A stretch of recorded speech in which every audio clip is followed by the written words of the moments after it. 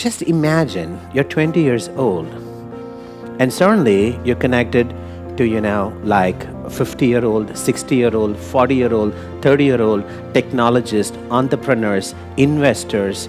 And do you think the chances of succeeding is higher than if you're just like, your party friends and your your schoolmates? It's a very different world. Like suddenly your ideas are not just coming from a category, it's coming from the entire globe, all kinds of thinking.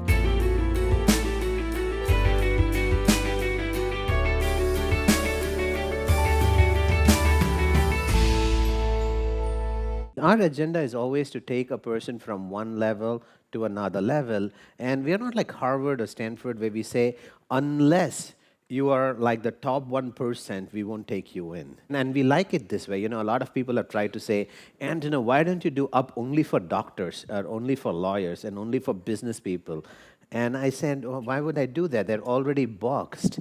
And why would they finally have a chance to meet people outside of the same category that they're seeing every day and to learn such rich life experiences from each other. I really think that one of the reasons that I was able to grow in my career, not this career, the previous career, when, at age 23, I was a chief technology officer, and I had published 2 books with Pact Publications.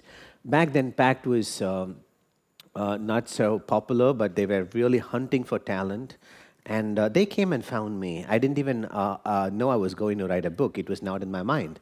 They came and found me and they said, actually, I'm just very lucky. I think all my life I've just been very, very lucky. So, what happened was I was actually giving a talk in IID in one of these forums called Linux User Groups. And I was giving a talk, and a person saw me give that talk on a language called PHP, and then he invited me to his company to meet a CTO for a project that they wanted to do for a long time, but they just didn't have the bandwidth internally. So I did that project, and while I was doing it, he recommended me to another company. I think they were doing some outsourced work for Citibank, and they were also building products parallelly. And that company's chief operating officer was very particular. Now, I don't know why his chief operating officer would make decisions on what technology to use, but he was very particular that I have to use a particular software called Modex to build the product that he was asking for. And I went and tried to study Modex. And one of the things I used to do when I was back in those days programming is I would always look at problems companies are unable to solve. And I would say, if you've been trying to solve this, but you can't solve it, call me. And a lot of times they would call me to solve things in languages and frameworks that I have never known before. And one of the things that would happen is that they have teams that are 10 years experienced in it, and they're trying to solve it. And then I would first ask for the user manual, and I would read through the framework, the documentation. And so many times I would notice that the solution is right there in the manual. And it used to amaze me how sometimes, experienced teams can actually have the right documentation and still miss it. And with Modex, the challenge was there was no documentation. So he said, you have to build this in Modex. I'm like, okay. And, I'm used to Modex. Yeah, I wish it was Moodle, at least it's open source and been there for 20 years. I used to build things for Moodle for Sony and Samsung as part of the company I was there. The South America wing of Sony still uses the Moodle version that I built for their academy. But this was Modex. And I'm like trying to find documentation. There's no documentation. The entire platform was released about a year ago, and they didn't have any documentation, no book. And so I had to literally open the software, and it's open source, so you go through how it's built to kind of learn how it works. And then I found so many security flaws in it. So I wrote a blog article. I don't know if it's a blog article or I wrote to the mailing list about, if you're planning to use Modex, these are the things you have to be careful about. And these are some of the security loopholes. Now, can you believe I wrote it to a group of 200 people, a mailing list, and I left it.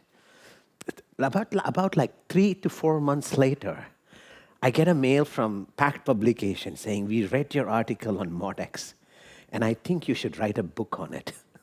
Um, I didn't even write nice thing about ModX. I've just been very lucky. It was a good thing because it was an internationally published book, and at 23, I think it was a very good achievement. But one of the things that allowed me to do many things at that young age was because I had a huge ecosystem. My ecosystem was not confined to the school I went and the people who I knew through my friends and families. I had a huge ecosystem. I was connected to hacker groups in IRC. They call it ethical hacking these days. We were just interested in vulnerabilities and how to code software better so that you don't have the open door in the first place. But I was connected to those groups. I was connected to you might have heard things like Android mobile and stuff like that. They're written on softwares like Python and Perl. And one of the things about programming is you can be connected to the people who develop these things. And I was connected to them. I had a very huge church circle internationally, like from all over many countries. I was connected to all of the open source communities in India. And when I say connected, it's not like I know this person, I know that person. You're involved in it. And you're helping somebody achieve something. You're supporting them. Like, especially, my open source groups, I used to read about like 500 mails a day in like about, like just look through who's needing help and just freely help them. But what it allowed me to do is that my ecosystem, when I'm like 18 years old, I had a gamers network too. I ran a gaming cafe. We used to be sponsored by AMD for running tournaments.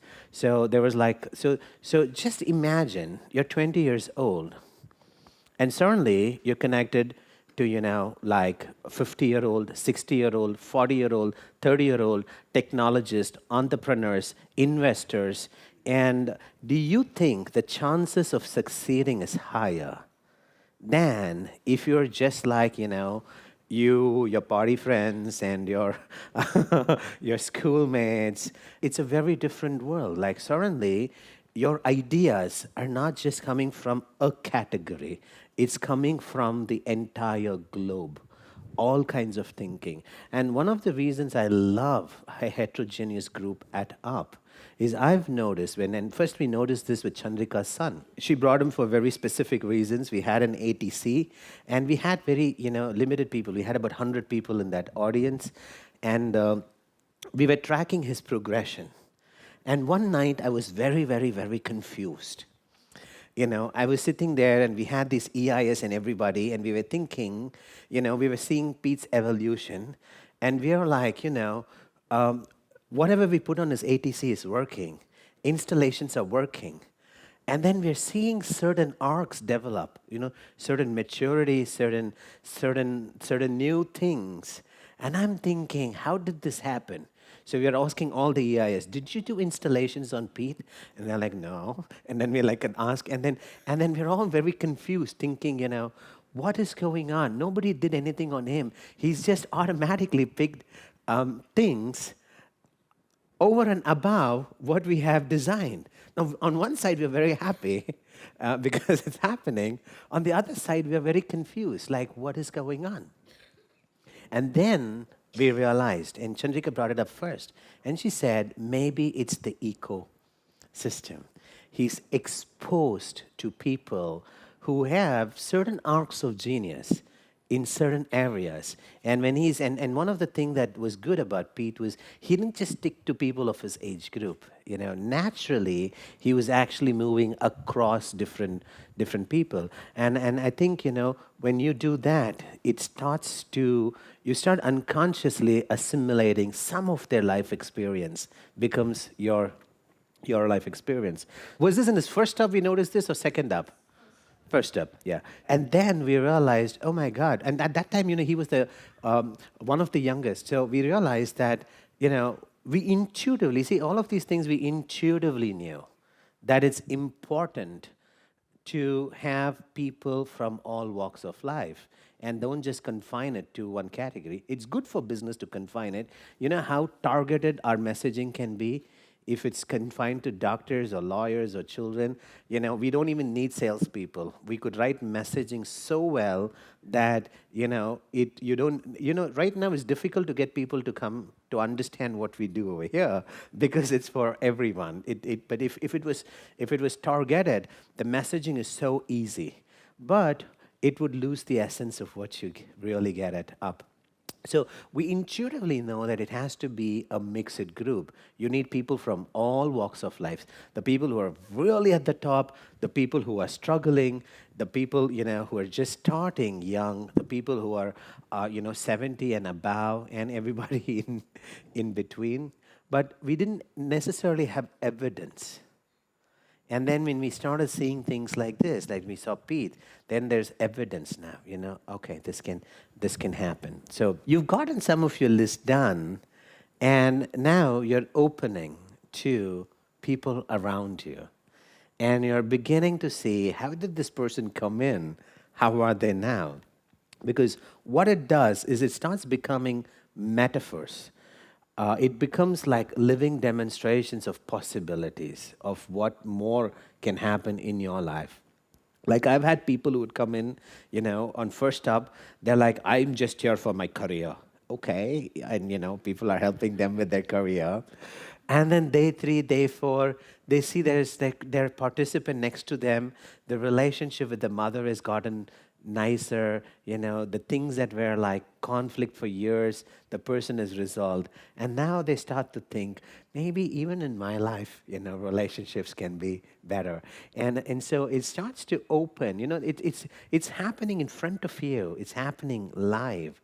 So it cannot not open you to expand what is possible and the possibilities. And I think it's going to happen more the more you relax, the more happier you get, and the more you have, gotten out of some of your most difficult problems that you wanted resolved in your life. We never like to complete our video without giving you the opportunity to personally evolve and launch your legacy. Imagine for a moment, what would it feel like when you are impacting the world positively so much and enhancing your business, your health, your family, and legacy. All of this together simultaneously, continuing to grow leaps and bounds, fast and smoothly. If you've got the right motives, we believe Antano and Harini will be able to help you launch your legacy in compressed time. Get excellence installation-based personal evolution and keep making a difference, starting with yourself.